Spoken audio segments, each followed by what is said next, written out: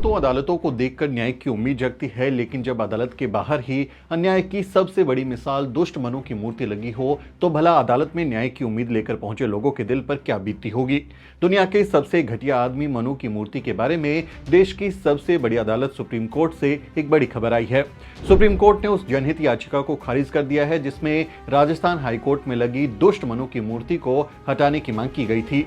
24 फरवरी को देश की सबसे बड़ी अदालत ने भेदभाव और नीचता के सबसे बड़े प्रतीक मनु की मूर्ति से जुड़े एक पीआईएल को खारिज कर दिया और कह दिया कि ऐसी पीआईएल तो पहले से ही राजस्थान हाईकोर्ट में पेंडिंग है।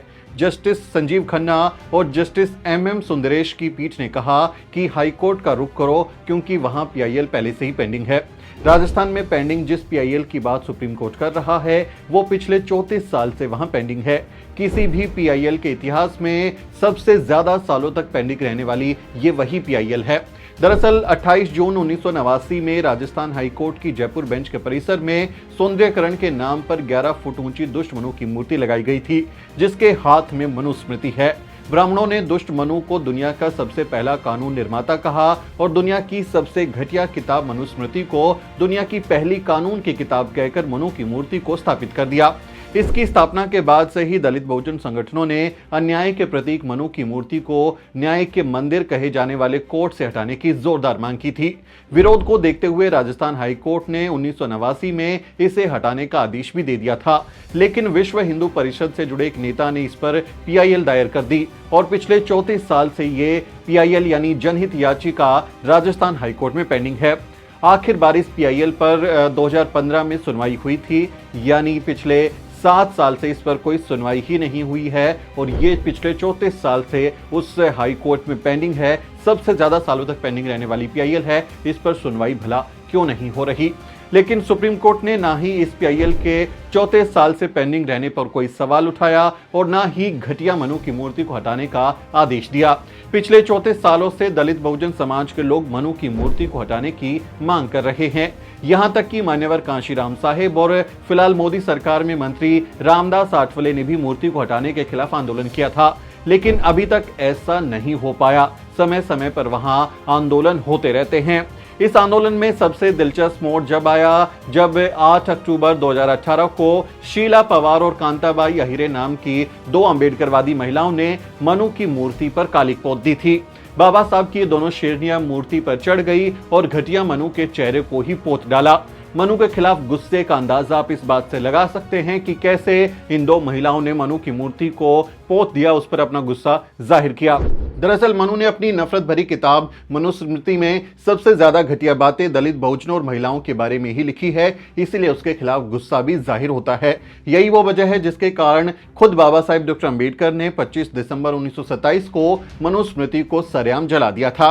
ये इतनी घटिया किताब है कि इसकी हर कॉपी को और हर पन्ने को सिर्फ जलाया जा सकता है। ये किसी के इस्तेमाल के लायक किताब नहीं है। लेकिन ऐसा मनुस्मृति में भला क्या लिखा है? ऐसी कौन सी बातें हैं कि उसके खिलाफ इतना ज्यादा गुस्सा देखने को मिलता है? डॉक्टर अंबेडकर ने अपनी किताब प्राचीन भारत में क्रांति और प्रतिक्रांति और रामस्वरूप वर्मा ने अपनी किताब मनुस्मृति राष्ट्र का कलंक में मनुस्मृति के प्रावधानों पर विस्तार से विचार किया है। लिखा इस बारे में उन्होंने जानकारी दी है। मनु ने लिखा है कि ब्रह्मा के मुख से उत्पन्न होने के कारण और ज्येष्ठ होने से वेद और धारण करने का जो वेद धारण करने का उनको अधिकार है और धर्म के अनुसार कार्य करने के कारण ब्राह्मण ही संपूर्ण सृष्टि का स्वामी है। वो सबसे अव्वल है, ब्राह्मण सबसे श्रेष्ठ है और बाकी सभी वर्णों का स्वामी है। लेकिन जिन ब्राह्मणों के बारे में मनु इतनी ज्यादा बातें लिख रहे हैं, इतनी अच्छी अच्छी बातें लिख रहे हैं, वही मनु शूद्रों के बारे में अपनी जहरीली सोच को जाहिर करते हैं।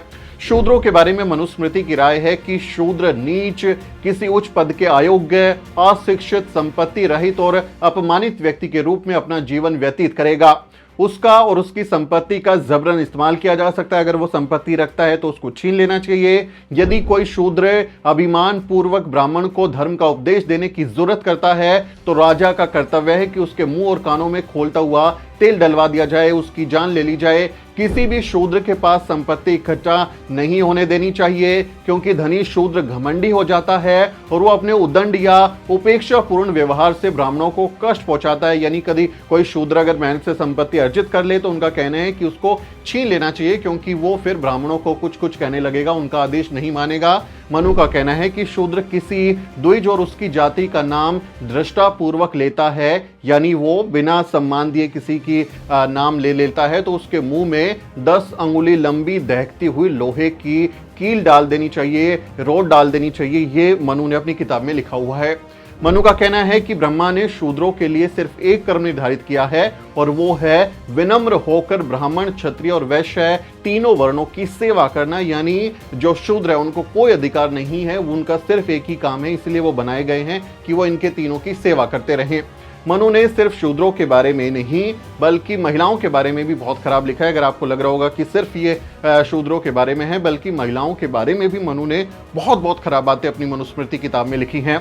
डॉक्टर अंबेडकर ने लिखा है कि मनु जितना शूद्रों के प्रति कठोर नजर आता है, स्त्रियों के प्रति उससे तनिक भी कम कठोर नहीं नजर आता। वो बहुत ज्यादा कठोरता से ऐसी बातें लिखता है। स्त्रियों के संदर्भ में मनु पुरुषों को यह आदेश देता है कि परिवार के पुरुषों का यह कर्तव्य है कि वे अपने परिवार की स्त्रियों को दिन रात अपने अधीन रखें। महिलाएं सिर्फ पुरुषों की सेवा के लिए हैं, वो सिर्फ दासी हो सकती हैं। ये लिखता है मनु अपनी मनुस्मृति में। अगर महिलाएं काम वासना की ओर झुकती हैं तो पुरुष उन्हें कंट्रोल कर सकते हैं, दंड दे सकते हैं। ऐसी बातें मनुस्मृति में लिखी गई हैं। और मनु शूद्रों की तरह स्त्रियों को भी शिक्षा और संपत्ति के अधिकार से वंचित करता है कि उनके पास भी कोई शिक्षित होने का या संपत्ति हासिल करने का अधिकार नहीं होगा। वो पुरुषों को, स्त्रियों को पीटने का भी अधिकार देता है कि उनके साथ मारपीट की जा सकती है। ऐसी बातें मनुस्मृति में लिखी हैं। और ऐसे घटिया ग्रंथ को जो ब्राह्मणवादी मनुवादी सोच के लोग हैं वो उसे पवित्र ग्रंथ मानते हैं, उसकी पूजा करते हैं और कहते हैं कि देश में संविधान को खत्म कर देना चाहिए और मनुस्मृति के हिसाब से ही चलना चाहिए। यानी अगर मनुस्मृति लागू हो तो महिलाओं के साथ इस तरह का व्यवहार जायज होगा, क्योंकि उनका धर्म उसको जायज ठहरा रहा है। यानी पूरी मनुस्मृति शूद्रों और महिलाओं के खिलाफ नफरत से भरी हुई है। लेकिन फिर भी ऐसी घटिया किताब लिखने वाले मनु का पुतला भला न्याय के मंदिर कहे जाने वाले कोर्ट में कैसे लगाया जा सकता है? ये देश संविधान से चलता है, दुष्ट मनु के मनुस्मृति और उसके विधान से नहीं चलता। तो फिर संवैधानिक अदालतों के परिसर में मनु की मूर्ति क्यों लगाई गई है? उसका क्या तुक बनता है? क्या इसे तुरंत तोड़कर मिट्टी में नहीं मिला देना चाहिए? लेकिन इतना सब कुछ होने के बाद भी अदालत का ये रुख बेहद निराशाजनक है कि उन्होंने PIL को ही खारिज कर दिया। 34 साल से याचिका पेंडिंग है, उस पर कोई सुनवाई नहीं हो रही, जबकि चहेते लोगों के लिए रात में भी अदालतें खुलती हुई हमने देखी हैं।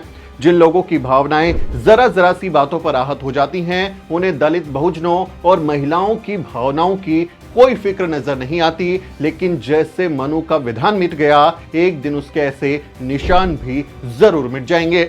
इस पूरी खबर पर आप क्या सोचते हैं? मनु की मूर्ति के बारे में, मनु के बारे में आपके क्या विचार हैं? कमेंट करें। आपसे अपील है कि आप हमारे इस वीडियो को अन्य लोगों के साथ शेयर करें ताकि वो भी समझ सकें कि आखिर ये खेल चल क्या रहा है। आपको अगर हमारा काम अच्छा लगता है तो आप हमें आर्थिक मदद कर सकते हैं, जानकारी डिस्क्रिप्शन बॉक्स में आपको मिल जाएगी। आपसे अपील है कि हमारे चैनल को भी जरूर सब्सक्राइब करें। मेरा नाम सुमित चौहान है और इस वीडियो स्टोरी में मेरी मदद कर रहे हैं मेरे सहयोगी मोहित। अगले किसी वीडियो में मुलाकात होगी दोस्तों, तब तक आप देखते रहिए द न्यूज़ बीट।